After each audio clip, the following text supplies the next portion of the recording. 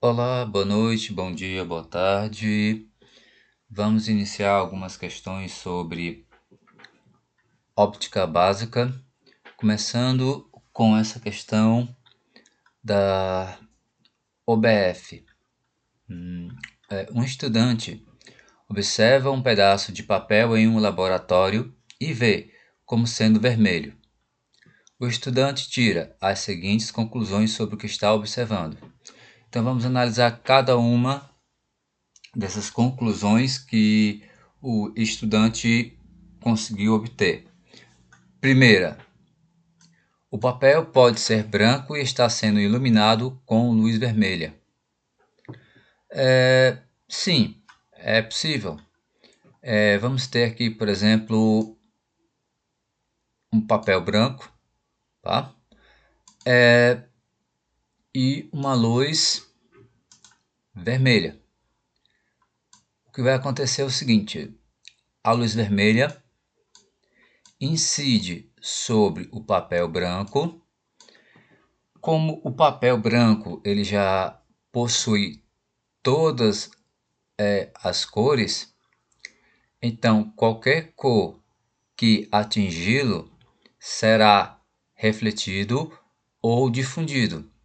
Nesse caso, para sermos mais precisos, temos uma luz monocromática vermelha, ou seja, uma luz em que temos apenas uma cor, a vermelha. Como um objeto branco é um objeto que já possui todas as cores, vamos assim dizer, ele não absorve nenhuma cor. Então, o vermelho não será absorvido, ele será refletido ou difundido, né? Então, esse item A, né, está correto. Pode ser que sim, né? Pode ser esse caso. Segunda conclusão do nosso estudante, que é a seguinte: o papel pode ser vermelho e está sendo iluminado com luz vermelha. Vamos ver esse caso. Temos um papel, né, um objeto, que é vermelho, ou seja, ele já tem a cor vermelha por si mesmo. Sendo assim, essa folha vermelha pode absorver qualquer cor, menos o vermelho. Porque se ele é vermelho, é porque ele já possui essa cor. A ideia é essa. Então, quando nós temos uma luz monocromática vermelha, que é ela, nesse papel vermelho, o papel não vai absorver essa luz monocromática vermelha. Ela vai difundir ou refletir o vermelho. E sendo assim, a pessoa vai ver o papel vermelho, porque o papel reflete a luz vermelha. Então, esse item pode estar correto, é uma hipótese viável. Agora, terceira hipótese que o nosso estudante elaborou. O papel pode ser vermelho e está sendo iluminado com a luz branca. Bem, novamente vamos fazer aqui o papel vermelho. Aqui ele, ó. Muito bem. Mas, professor, e a luz? A luz, como é branca, eu vou colocar como sendo preta, porque o pano de fundo do nosso texto aqui, né? Texto não, do papel, vamos dizer assim, é branco. Então não vamos ver o branco no branco. Então vou usar o preto como sendo luz branca. Então temos aqui a luz branca, né? Representado pela cor preta, vamos assim dizer. Então, quando a luz branca ela atinge um papel vermelho, o papel vermelho ele já possui a cor vermelha. Então, ele não absorve o vermelho. Entretanto, o branco ele é composto de todas as cores do arco-íris, vamos colocar dessa maneira. Então, o papel absorve todas as outras cores, menos esse vermelho. Então, esse vermelho, ele não vai ser absorvido, ele vai ser refletido ou difundido. Então, aqui nós temos, novamente o vermelho sendo refletido. E como a pessoa só pode ver, nesse caso o estudante, a cor que é refletida, então ele vai ver o objeto vermelho. Então, essa hipótese apresentada pelo estudante, a terceira, também é válida. Então, todas as hipóteses apresentadas por ele são válidas. Assim, nós temos como o item correto, item E. Tá? Agora, vamos para a segunda questão, que diz o seguinte: uma fonte luminosa projeta luz sobre as paredes de uma sala. Um pilar intercepta parte dessa luz. A penumbra que se observa é devido a tal que. Item A. Ao fato de não ser pontual a fonte luminosa. Pronto. A questão aqui já não diz a resposta correta. O primeiro item já apresenta uma hipótese bem plausível, pois se temos uma fonte luminosa, temos um obstáculo opaco e uma região que será projetada a luz, um antiparo. Quando nós temos uma fonte extensa, vai se produzir o quê? Vai se produzir uma região chamada de penumbra, né? E a região é conhecida como sombra, tá?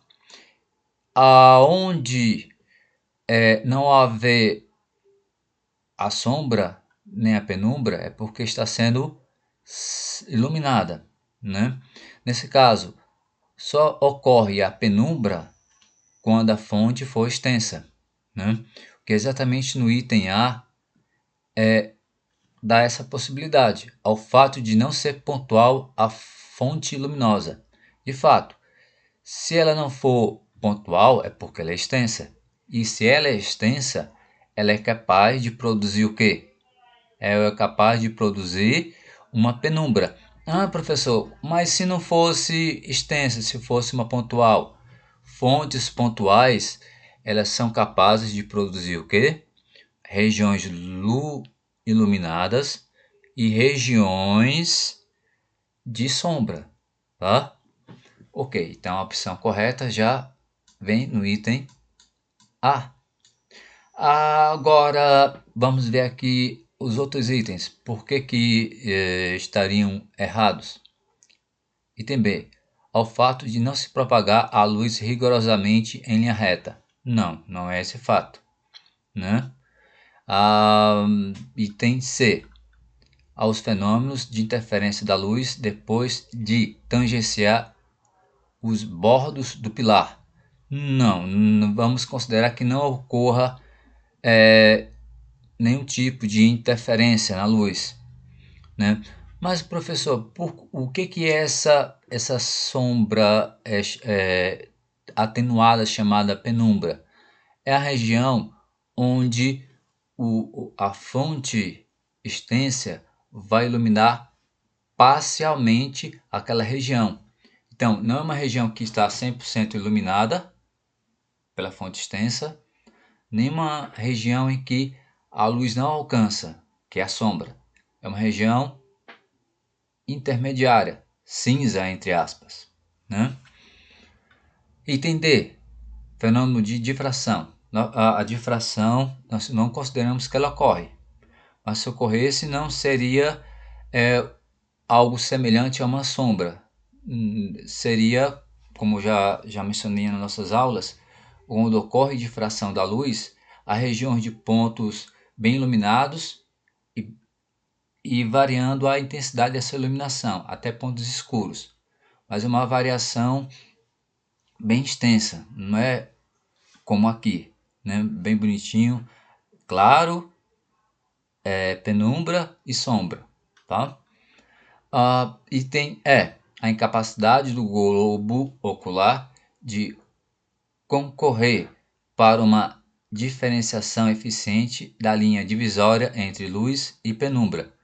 Na verdade, o olho consegue sim observar a divisória entre essas regiões. Então, ocorre a penumbra não por causa disso, mas pelo fato de que a nossa fonte luminosa não ser pontual, simplesmente por isso. Ou seja, a nossa fonte ser uma fonte extensa.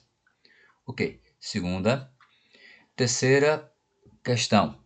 Durante um eclipse solar, um observador, né? Temos aqui um esquema de um eclipse solar total, ou seja, onde ocorre o encobrimento total do Sol pela Lua, né? Então vamos ter esses itens aqui. Item A. No cone de sombra, vê-se um eclipse parcial. O cone de sombra é bem essa posição aqui, ó, bem escura sobre a Terra. Aqui em todo, na verdade, né? É a projeção da sombra onde eu marquei. Mas todo cone, qualquer observador no cone da sombra, ele verá o eclipse total e não parcial. Então, item A está incorreto. Item B. Na região de penumbra, vê-se um eclipse total. A penumbra é essa região aqui, né? Na penumbra, quem está nessa região vai ver, ao contrário de um eclipse total, um eclipse parcial. Vai ver apenas o Sol ser parcialmente coberto pela Lua. Item C. Na região plenamente iluminada, vê a Lua eclipsada. Não! Quem está na região iluminada, que é essa região aqui, por exemplo, a pessoa não vê de modo algum um eclipse, nem parcial, nem total. Não há eclipse nessa região iluminada. Tá?